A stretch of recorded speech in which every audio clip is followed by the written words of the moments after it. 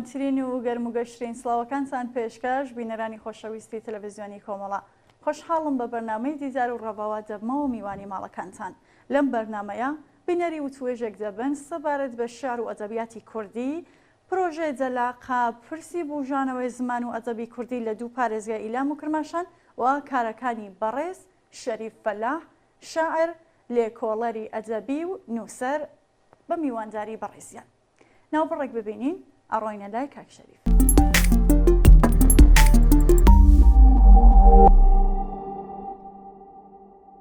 کاک شەریف سڵاوت لێبێت و زۆر سپاس کە بەشدارن لەم بەرنامەیە. ڕێز و حرمەت، سپاس بۆ ستافی بەرنامەی دیدار و ڕابە و هەموو بەڕێوەبەرانی تەلەڤیزیۆنی کۆمەڵە و هەموو بینەرە خۆشەویستەکانتان لە هەر کوێکی جیهان کە ئەدەمان بینن. زۆر سپاس بۆ بەشداریتان. کاک فەلاح، بڕۆینە سەر پرسیارەکان و پرسیارەکانیشم پێم خۆشە بەوە دەست پێ بکەم کە کاک شەریف فەلاح کیە، لەکەیەوە خەریکی کارە لە بواری شرۆڤەی زمان و ئەدەبی کوردیدا بەگشتی و تا ئێستا چی کردووە؟ ڕێز و سپاس. من ناوم شەریف فەلاح، ساڵی 1353 هەتاوی و تا 1975 زاینی لە ئاوایی گەزنەی سەر بە چەمشاری سنە لەدایک بووم. هەرو لەوێ خوێندنم تەواو کردو و پاشان هاتوومەتە شاری سنە بۆ درێژەدانی خوێندن. لە ساڵی لە دەیەی هەفتە لە 75 هەتاوی بە ولاوە من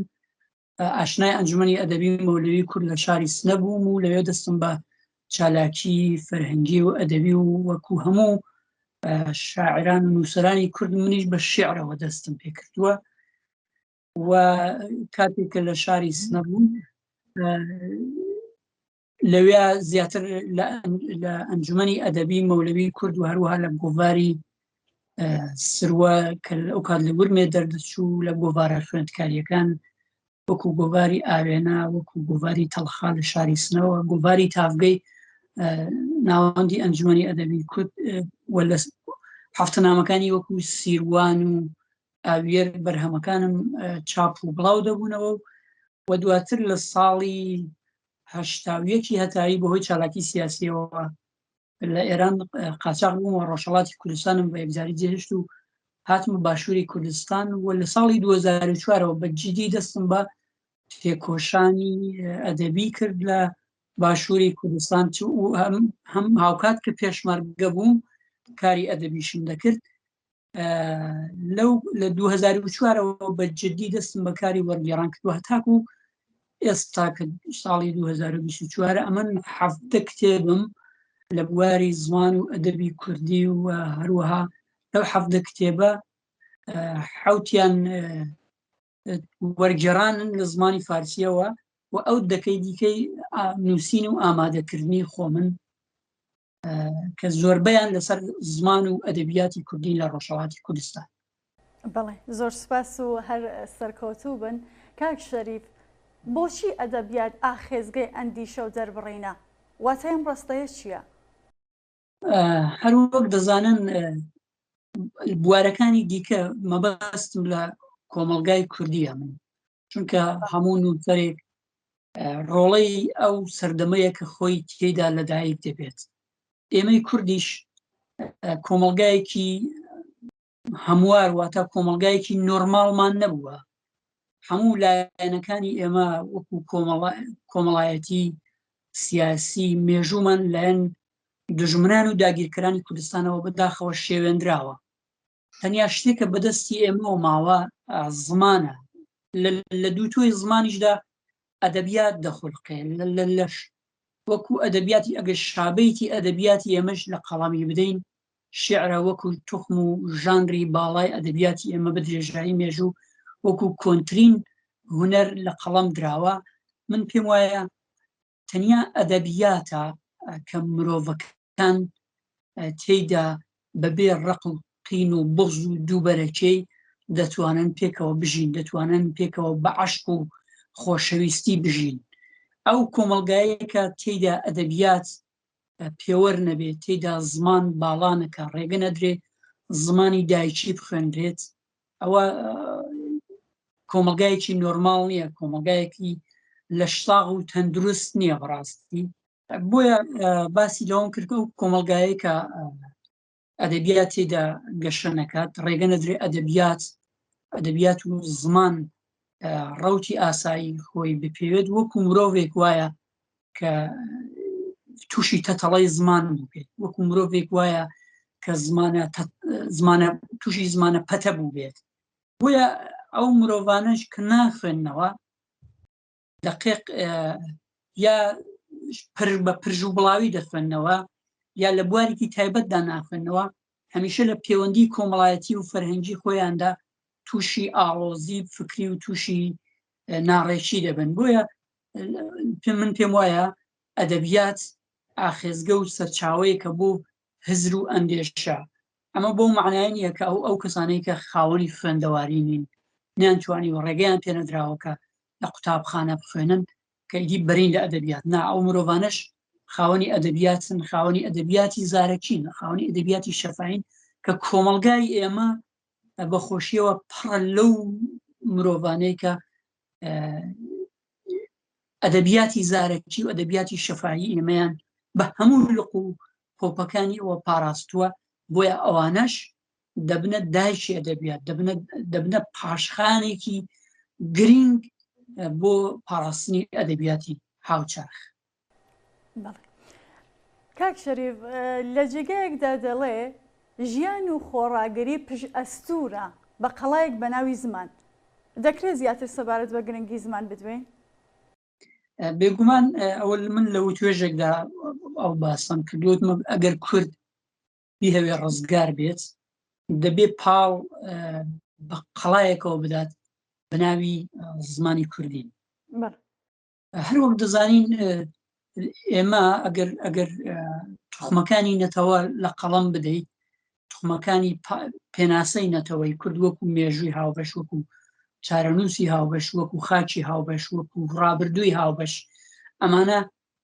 لە بەشێکی زۆری لە 3 پارچەی کوردستاندا ئێستا داگیر کراوە ئیلا بەشێکی باشووری کوردستان نەبێت کە هەرێمی کوردستانی تێدایە بەڵام تەنیا شتێک کە بەدەستی مرۆڤی کوردەوە ماوە ئەویش زمانەکەیەتی چونکە زمان ڕۆحی نەتەوەیە ئەگەر وەک چۆن مرۆڤ ئەگەر ڕۆحی لەبەردا نەمێنێت و ئیدی گیانی تێدا نامێنێت و کۆتایی بە ژیانی دێت و ئەگەر مرۆڤیش زمانی خۆی لێ بستێنە زمانی دایکی واتە زمانی زگماگی لێ زەوت بکرێت ئەو مرۆڤە تووشی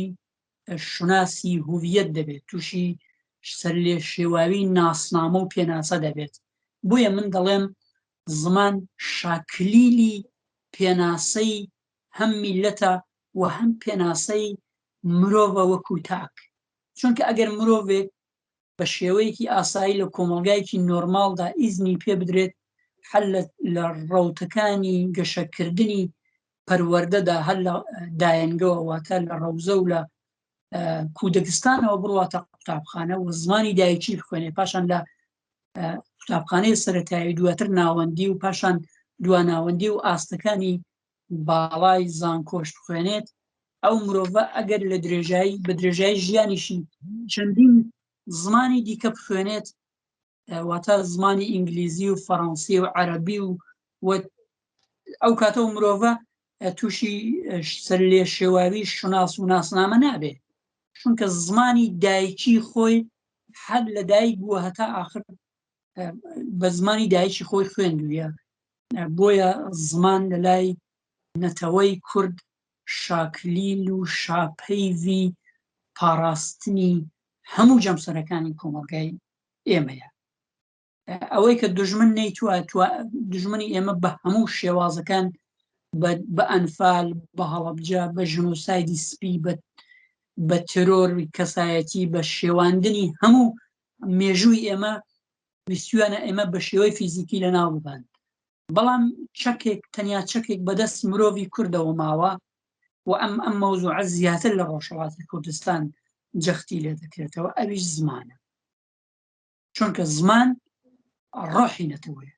و ئەو ڕۆحە چوە کۆمەلگا ڕۆحی نەتەوەیە و ڕۆحی تاکیشە چون مرۆڤ لە ناو زماندا کەسایەتی خۆی دەبینێتەوە بۆیە من پێم وایە زمان ڕۆحی نەتەوە و ڕۆحی تاکە وەکو شەخصیش. بەڵێ زۆر سپاس کاک شەریف. ئەگەر بین سەبارەت بە ژانری شعر بدوین ئاشکرایە کە شعری کوردی هەموو کات توخمی زاڵی ئەدەبی ئێمە بووە و زۆر جار ئەرکی کۆمەڵایەتی و سیاسی کەوتوتە سەرشان. ئایا ئەمە زەربەی لە شعریەتی شعر نەداوە؟ ئەمە زۆر جار ڕەخنەگرەکان دەڵێن بە تایبەتەوانەی کە باوەڕیان بە ژانێک بەناوی هونەر بۆ هونەر هەیە دەڵێن دەبێت شعر تەنیا لە پێناوی جوانی ناسی دابێت، تەنیا لە پێناوی هونەر بۆ هونەر دابێت و ئەگەر کۆمەلگایەک شعر و ئەدەبیات بخاتە خزمەتی بواری سیاسی و کۆمەڵایەتیەوە ئەگەر بەرپرسیارەتی و تعهودێک بدرێ بە ئەدەبیات و هونەر ئەو شعرایی تر لە شعریەت دەکەوێ و جوانی ناسی تێدا معنای نییە. بەڵام من لەو باوەڕەدام ئەگەر ئەدەبێک تعهودی نەبێت، ئەگەر شعرێک بەرپرسیارەتی واتە لە ناخی خۆیدا پەیامێکی بۆ کۆمەلگای خۆی نەبێت، ئەو شعرە بەڕاستی هەر بەر لەوەی لەدایک بێت بە مردووی واتە لەدایک دەبێت. ئەتۆ چاو لە شعرەکانی قانعکن وەکو شاعری چەوساوەکان ناسێنراوە دەڵێ ئەڵێ ئەو شعرەی کە لە زیندانە کوتووی ئەڵێ قڕ بەسەر ئەو دژمنەی هیوای ببەندی خانەیە، ئەوە شاکلیلی یەکێک لە شعرەک بەرگریەکانی ئێمەیە یا شعرەکانی مامۆستا هێمن کە من پێم وایە زیاتر لە 60% ئەڕواتە خانەی ئەدەبیاتی بەرگریەوە هاوکات لەگەڵەوەی کە لایەنی سیاسی و کۆمەڵایەتی و فەرهەنگی لە دووتۆی شعرەکانیە ڕەچاو کردووە، هاوکات جوانی ناسی و واتە دیوی هونەری ئەدەبەکەی خۆشی پاراستووە. بۆیە من لەو باوەڕەدام ئەگەر شعرێک منی خوێنەر منی بەردەنگ نەخاتە گریان نەمخاتە پێکەنین هەست و سۆزێک لە ناخمدا نەجوڵێنێت، ئەگەر شعرێک خەڵک هان نەدا بۆ ڕاپەڕین، ئەگەر شعرێک خەڵک هان نەدا بۆەوەی کە خۆی بناسێ، ئەو شعرە زوو لەبین دەچێ و لە ناو دەچێ. ئەو شعرانێکە لە کۆمەلگای ئێمەدا کراونەتە گۆرانی وەکو ئەدەبیاتی بەرگری ماونەتەوە و کراونەتە سرود بۆ سەدان ساڵی تش لە ناو ناچین. بەڵام ئەگەر شعری هیچ پەیام و هیچ وتەیەکی کۆمەڵایەتی و سیاسی بۆ کۆمەلگای من تێدا نەبێت، ڕاستی و شعرە زوو لە ناو دەچێت و زوو ناچێتە خانەی زەینی مرۆڤەکانەوە. واتە دایک و باوکی من کە نەخوێندەوارن ناتوانین لەبەریکن، بەڵام ئێستا شعرەکانی قانع باوکی من دایکی من باوکو دایکی هەمومان کە نەخوێندەواریش بوون دەیانتوانی لەبەریکن و چونکە مۆسیقایی بوو چونکە خاوەنی وەزنێک بوو خاوەنی ڕیتمێک بوو کە نەخوێندەواریش دەیتوانی لەبەری بکە. بۆیە شعری تعهد شعری متعهد شاعری بەرپرسیار دەکرێت شعرەکەی خۆی هەم لایەنی هونەری بپارێزێت و هەم لایەنی بەرپرسیارەتی کۆمەڵایەتی و سیاسیش تێدا ڕەچاو بکات. بەڵێ کاک شەریف کلیپێک لە بەرهەمە کتێبیەکانتان ئامادەیە ئەوە ببینین جادینەوە سەبارەت بە کتێبەکانتان ئەدوین.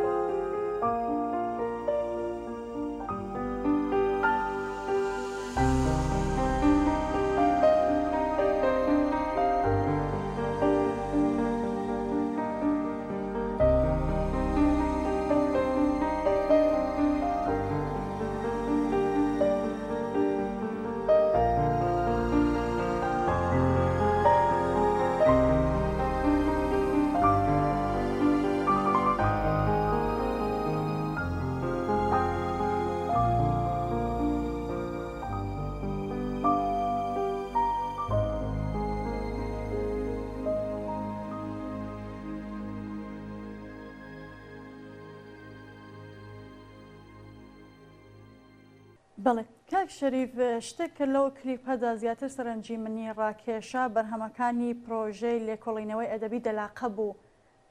پرۆژەی لێکۆڵینەوەی ئەدەبی دەلاقە چۆن بەرهەم هاتووە و چەند بەرگە و ناوەڕۆکەکە چییە؟ بەڵێ خات چاوان من ساڵی 1970 هەتاوی ڕاگەندراوێکم بڵاو کردەوە وەکو شخص وەکو خۆم و ڕوو لە توێژەران و نووسران و ئەدیبان و شاعرانی کورد لە ڕۆژهەڵاتی کوردستان کە پێکەوە پرۆژەیەکی لێکۆڵینەوەی ئەدەبی بەڕێوە ببین کە ناوی بنینە ڕەوتی نووسینەوەی ژانرەکانی ئەدەبیاتی کورد لە ڕۆژهەڵاتی کوردستان. پاش 2-3 مانگ چاوەڕوانی بەداخەوە هیچ کەس بەدەنگمەوە نات کە ئەو پرۆژەیە بە شێوەی هاوبەش واتە بە شێوەی کارێکی گروپی بەڕێوە بێن، بەڵام ئەمە منی نائومێد نەکرد. من خۆم دەستم کرد بە توێژینەوە و لێکۆڵینەوەی جۆراوجۆر. ئەو پرۆژەیە لە 6 بەرگدایە و هەر بەرگێکی تایبەتە بە ژانرێک و هەر ژانرێکی بە 3 شێواز کارم تێدا کردووە. بەرگی یەکەمی ناوی ڕۆچنەیە کە تایبەتە بە زمان و ئەدەبی زارەکی و مێژووی زمانی کوردی. لە هەر کام لەم بەرگانەدا من خۆم سەرەتا لێکۆڵینەوەم لەسەر مەسەڵەن ژانرەکە کردووە، چه زمانی کوردی بێت چه زمانی ئەدەبیاتی زارەکی بە هەموو لە پۆپەکانیەوە، یا داوام لە شاعر و نووسەر و توێژەری کورد کردووە کە لێکۆڵینەوەم بۆ بنێرێت و هاوکات خۆشم ئەگەر ئەو کەسەی دەرەتانی ئەوەی نەبووە لێکۆڵینەوەکە خۆم وتوێژم لەسەر بوارەکەی لەگەڵا ئەنجامداوە و بواری زمانی کوردی و لە بواری ئەدەبیاتی زارەکی کوردی چە لە بواری پەندی پێشینیان و هەروە بەیت و لاوک و حەیرانی کوردی و بوارە جۆرا و جۆرەکانی. بەرگی دووهەمی تایبەتە بە شعری هاوچەرخی کوردی کە هەموو قۆناغەکانی و هەموو قۆناغ و ڕەوتەکانی نوێبوونەوەی شعری کوردین لە ڕۆژهەڵاتی کوردستان پۆلێنبەندی کردووە و لەمەشیاندا هەر بە هەمان شێوازی توێژینەوە بە 3 شێوازەکە ڕەچاو کراوە و تێیدا لێکۆڵینەوە کراوە و توێژ لەگەڵ شاعرانی هەم کلاسیک، شاعرانی بەرگری و هەم شاعرانی هاوچەرخ و نێخواز کراوە. بەرگی سێهەمی کە گرنگترین بەرگیە بە قەبارەترینیانە تایبەتە بە مێژوو و ڕەوتەکانی گەشەکردنی چیرۆک و ڕۆمانی کوردی لە ڕۆژهەڵاتی کوردستان کە هەموو شار و شارۆچکەکانی کوردستانی ڕۆژهەڵات دەگرێتەوە، هەر لە ورمێەوە بگرە هەتا دەگاتە ئیلام و کرماشان و تەنانەت لۆڕستان و دانی نیشتەجێ خوراسانیش دەگرێتەوە. و بەرگی چوارەمی تایبەتە بە ڕەخنەی ئەدەبیاتی کوردی لە ڕۆژهەڵاتی کوردستان کە لەمەیاندا ڕەخنەگرانی بوارە جۆراوجۆرەکانی شعر و چیرۆک و ڕۆمان و تەنانەت هونەر و مۆسیقاشی گرتووەتەوە. بەرگی پێنجەمی تایبەتە هەر ناویشی داکارە، تایبەتە بە ڕەوتی نوێبوونەوەی شعری کوردی کە ساڵی 76 هەتاوی لە شاری مەریوان و تێک ڕای شارەکانی ڕۆژهەڵاتی کوردستان دەستی پێکرد. ناوی داکارە کە جۆرێک لە خوێندنەوەیەکی مێژووی و ڕەخنەگرانەی شعری هاوچەرخی کوردیە لە ڕۆژهەڵاتی کوردستان کە ئەمەش هەر بەو شێوازەی کە لە چوار بەرگەکەی دیکەشدا کراوە ڕەچاو کردووە. بەرگی شەشەمی کە بەلای خۆمەوە زۆر گرنگە ناوی دەروەچەی وارانە، واتە پەنجەرەی باران کە تایبەتە بە مێژووی ئەدەبیات و هونەری کوردی لە 2 پارێزگای گرنگی ڕۆژهەڵاتی کوردستان، ئەویش ئیلام و کرماشانە کە من تێیدا سەرجەم ئەو شاعر و نووسەر و توێژەر و چیرۆکنووس و ڕۆمانوسانەی ئەم 2 پارێزگا گرنگەی ڕۆژهەڵاتی کوردستانم دواندووە و لە بواری جوارە جۆرە باس لە ڕەوتەکانی گەشەکردن و بژانەوەی زمان و ئەدەبی کوردی کردووە لە ئیلام و کرماشان. و بەخۆشی و ئەم کتێبانەی من لە ڕۆژهەڵاتی کوردستان لەلایەن وەشانگەی مادیارە و چاپکراون و ئەم 6 بەرگە لە هەموو شار و شارۆچکەکانی ڕۆژهەڵاتی کوردستان لە بەردەستایە. بەڵێ کاک شەریف، پێم خۆشە بۆمان باسکەی نهێنی پشتی ئەوەی کە بەرهەمەکان ناوینراوە دەلاقە و بە یەکەم بەرهەمتان بە ڕۆچنە دەست پێەکان نهێنی پشتی ئەوانەمان بۆ باسکە. ئەمن پێم وە دەلاقا هێمایەکە بۆ ئەوەی کە ڕووناکی لێوە دێتە دەرەوە مرۆڤ تێدا جیهانێکی فراوانتر لەو ژوورەی کە تێدا دەژیت دەبینێت. بۆیە من ناومناوەتە دەلاقا سەرجەم پرۆژەکە ناوی دەلاقەیە پەنجرە هێمایەکە لە ئەدەبیات و لە هونەر و بەتایبەت لە شعردا شاعران وەکو ڕووناکی وەکو ئاسۆیەک بۆ دنیایکی بەرینتر و فراوانتر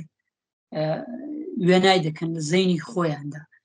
من سەرجەم بەرهەمەکەم ناومناوەتە دەلاقە دەنا هەرکەم لەو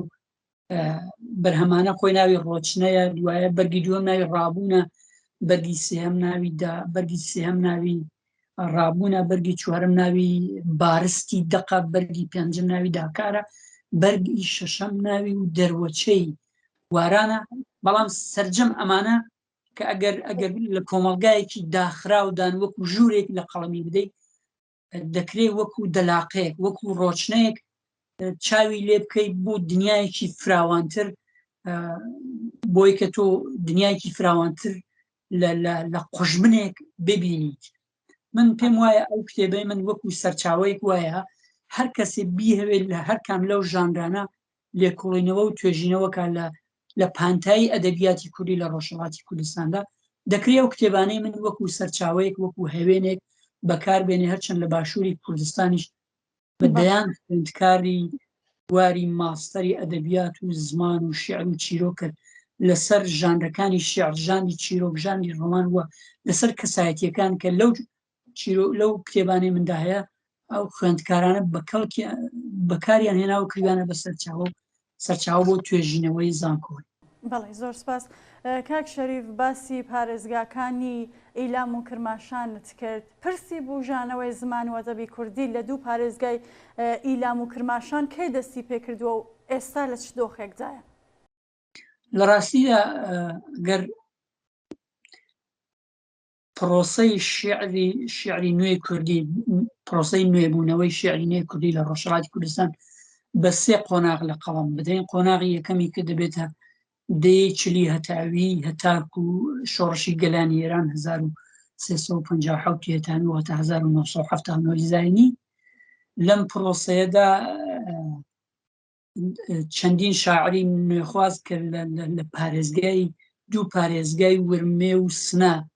دەبنە قۆناغی یەکەم وەچەی یەکەم. وەچەی دووەم ئەگەر لە شۆڕشی گەلانی ئێرانەوە لە قەڵەمی بدەین لە پێناسەی بکەین لێرەدا هەتاکو ساڵی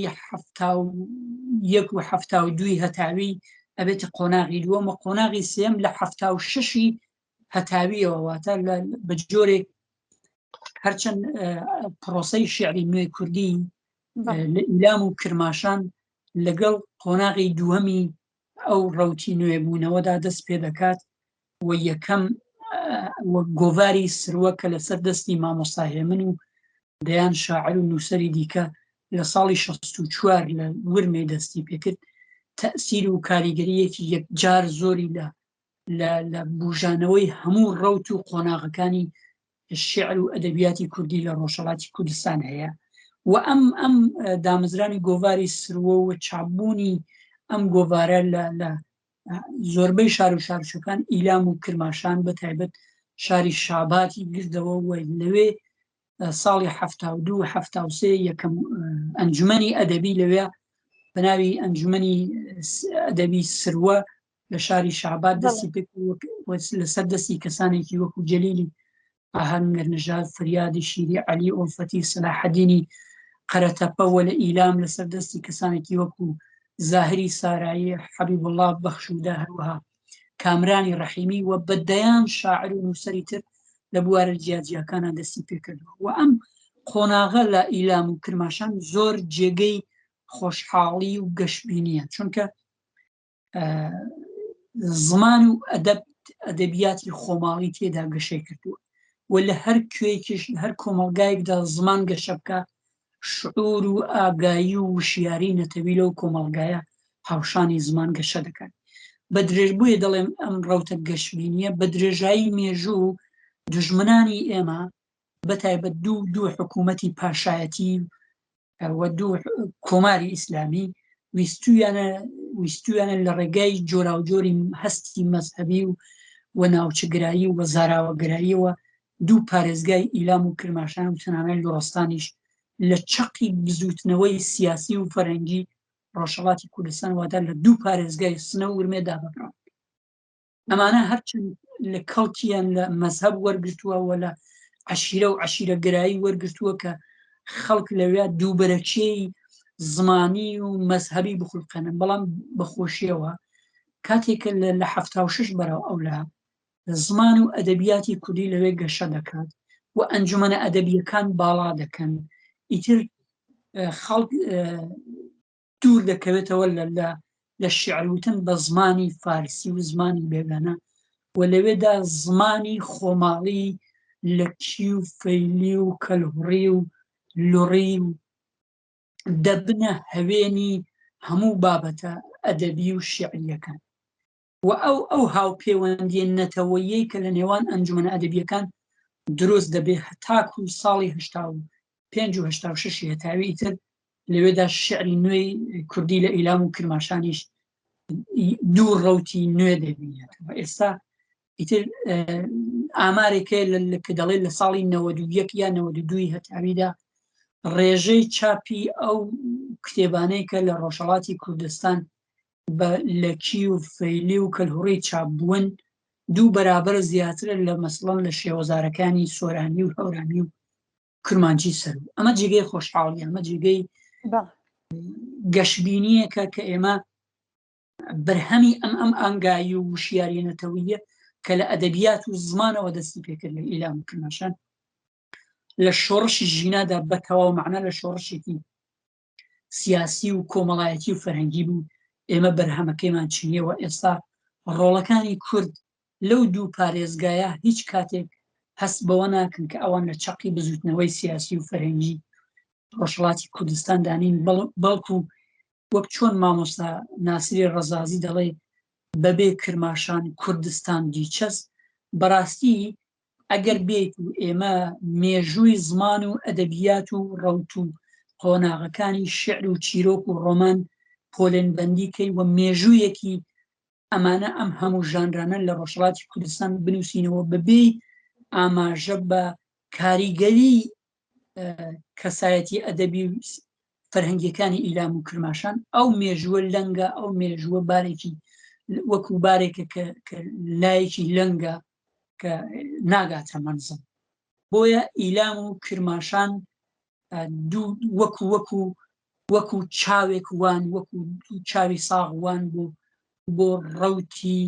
فەرهەنگی و سیاسی و کۆمەڵایەتی لە ڕۆژهەڵاتی کوردستان، بۆ بزوتنەوەی سیاسی و فەرهەنگی لە ڕۆژهەڵاتی کوردستان. دەست خۆش، زۆر سپاس کاک شەریف. داواکاریەکم هەیە ئەگەر بۆتان بکرێت لەم بەشام یەک یا چەندان لە بەرهەمە شەڕیەکانتان بۆ بینەرانی بەرنامەی دیدار بخوێننەوە. حتمما بەسەر چاو 4 کورتە شیعری دەخوێنمەوە بە ناوی 4 چرکەی عاشقانە. بەهار ژنێکی عاشقە و بەهار ژنێکی عاشقە و سەری بەسەر باسکمدا دەسوێ و شێتانە دەچریکێنێ. هاوین ژنێکی ڕەنگ ئەسمەرە و باوەش بۆ تەنیاییەکانم دەکاتەوە. پاییز ژنێکی نەجیبە کە ئێواران بە دیار چاوەڕوانیەکانمەوە هەوڵ دەکورمێ. زستان ژنێکی دووگیانە ئاخۆ کچی کەسکی خەونەکانی لەکوێ بەدنیا دێنێ. ئاخۆ کچی کەسکی خەونەکانی لەکوێ بەدنیا دێنێ. ئەم دانەشیان ناوی زریکەی شیعرە. مەبەستم هیچ کەسێکی تایبەت نییە، بەڵام لە کۆمەلگای کوردیدا، کۆمەلگای ئێمەدا شعریش هەموو کەس پێی وێراوە، هەموو کەس خۆی لە قەرەداوە کتوویە شاعرن، بەڵام لە ئەنجامدا شاعرەکان شاعرە ڕاستەقینەکان ئەوانەی کە پەیامی ڕاستەقینەی شعریان گواستوێتەوە بۆ کۆمەلگا کەمن. مەبەستم هیچ کەسێکی تایبەت نییە. زریکەی شعرە، خۆ شعر خۆیە دەدوێت. کەسێ لە عەشق تێنەگا هەردەم دڵی هەتیوە، وەکو وشە چەتونێک لە نێو شعرێک خزیوە، کوندە بۆی ڕەشی دڵی لە وێرانە ئاڵاوە، دنیای بیر و ئەندێشەی وەکو زرکە ڕەزیوە، وەکو داڵاشی زەمان لە دەوری شعر ئاڵاون، لە بوغز و قینی خۆیە لە نێو هەشا چەقیوە، لە نێو بەرداشی خۆیە دژی شعر و جوانیە، تاریکی لە باوەشیە و تف دەکا لە کازیوە، گێژ و وێژە لە بەحری پەرشە پۆلی ئەدەبدا، وەک جاڵجاڵۆکەی لاسا دەوری خۆشی تەنیوە، بۆتە مێمەڵی ئەدەب بەجاوری ئەم هەرێزە، بۆتە مێمەڵی ئەدەب بەجاوری ئەم هەرێزە، بە چڕنۆکی نەزانی کەزیەی شعری ڕنیوە، خۆی گیف دەکا بەجارێ دەڵێی شیعرانە نووسم، بەڵام زاتی ئەدەبیش بەڕیشی وی کەنیوە، نەیاسامانە پەرژین هەموو یەکڕا شاعرن، هەودای شعرم بەجاورێ لە داخی گەل ڕەویوە، کەس نییە بڵێ هۆ گەلۆ کوانێ هەوێنی جوانی، گۆران و هێمن نەمان دڵی جوانی تۆقیوە، سیاسەت بۆتە هەوێنی سەنعەتی شعری ئەمڕۆ، جوانی لە ترسی شوعار ڕەنگ و ڕووی لێ پەڕیوە، سروشت بە شەق ڕاونرا لە نێو شعری کوردیە، وشەی لێڵ و لە قووێق جەرگی شعریان بڕیوە، کوانێ دڵسۆزانی گەل لە کوێن گۆران و هێمن، دەستێ بێنن بەسەری ئەم شیعرە خێر نەدیوە، دەستێ بێنن بەسەری ئەم شیعرە خێر نەدیوە. پێشکەشتان بێ. بەڵێ زۆر سپاس، دەست و شەوتان خۆش بێت کاک شەریف. من پرسیارێکم نەماوە، ئەگەر بۆ خۆتان پێتان خۆشە ئەماژە بە شتێکی نەوترا بکەن کە لە توولی بەرنامەکە ئاماژە پێنەدراوە بفەرموون. ڕێز و سپاس، مەمنون لە بینەرانی خۆشەویست کە تاکو ئێستا لەگەڵمان نابوون. منیش لە کۆتاییدا هیچم نییە تەنیا ئەوەی بڵێم هیوادارم ئەدیبان و شاعرانی ئێمە زیاتر جەخت لەسەر زمان و ئەدەبیاتی دایکی خۆیان بکەنەوە و بەرەو نەوەی نوێی داهاتوومان فێری زمانی دایکی خۆیان بکەنەوە و ئەمە ئەرکی هونەرمەندانی دەروەست و نیشتمان پەروەرە کە شعری شاعرانی دەروەست و نیشتمان پەروەر بکەن بە هەوێنی گۆرانی و مۆسیقا و لایەنەکانی دیکەی هونەر هەتاکو و کۆمەڵگاکەمان زیاتر لە مێژوو و لە شارستانێت و ژیاری خۆی ئاشنا بێت و هیوادارم لە داهاتوویەکی نزیکدا ئێمەش بگەین بەو ئازادیە و بەو خەونەی کە دەیان ساڵە نەتەوەکەمان شۆڕشی بۆ دەکات و بگاتم توربکی ئازادی و منزڵگەی یەکجاری خۆی. ڕێز و حرمەتی فراوان، هەر شاد و سەربەست بژین. زۆر سپاس بۆ بەشداریتان. سپاس بۆیەوەش مەمنونم، هەر گەشاوم. زۆر سپاس. بەڵێ ئازیزان و بینەرانی خۆشەویست، بەم شێوەیە هاتینە کۆسایی بەرنامەی ئەمڕۆمان. هەڵبەت پێش لە کۆسایی بەرنامەکە بینەری یەکێک لە بەرهەمەکانی کاک شەریفە بن تا بەرنامەیەکی تر و دیدار و ڕاوێکی تر ماڵەوە.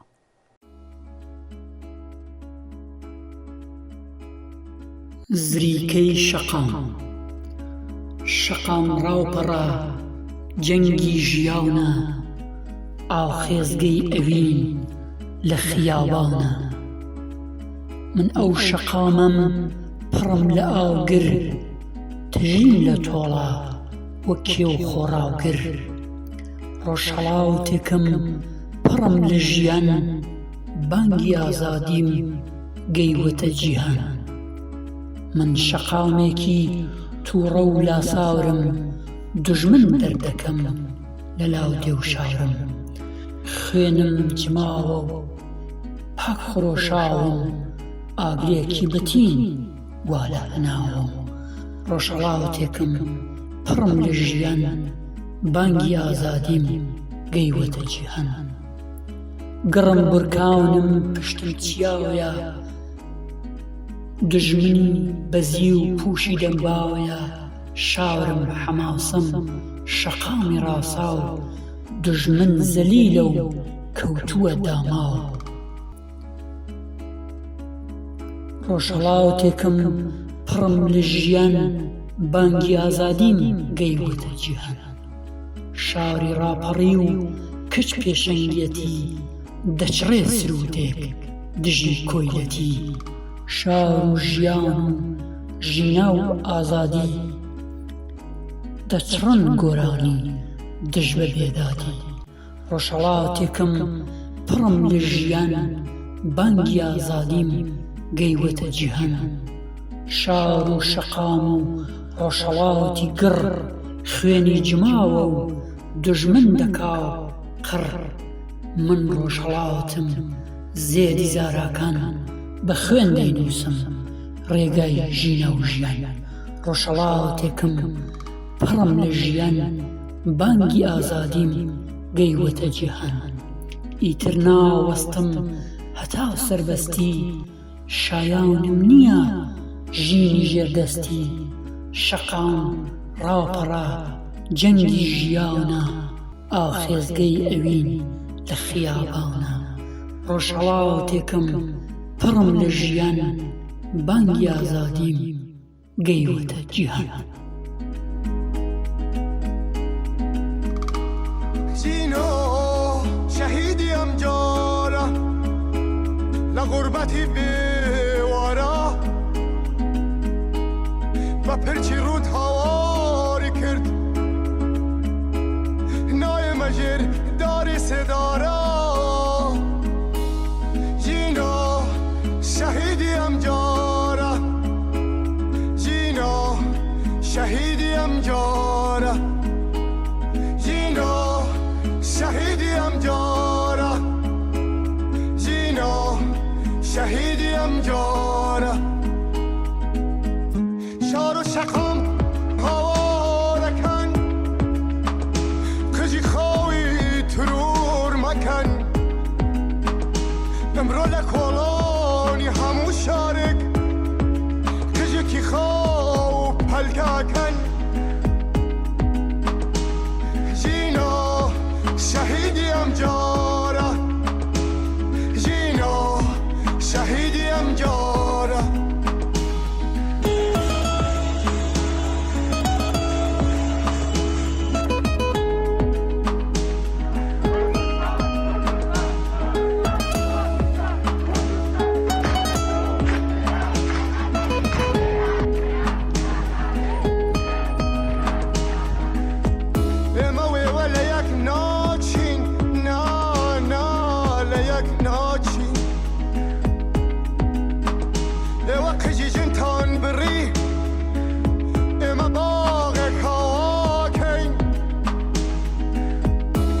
چه سر گلدا نادین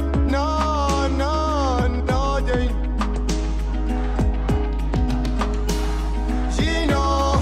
شهیدی ام جارا جینا شهیدی ام جارا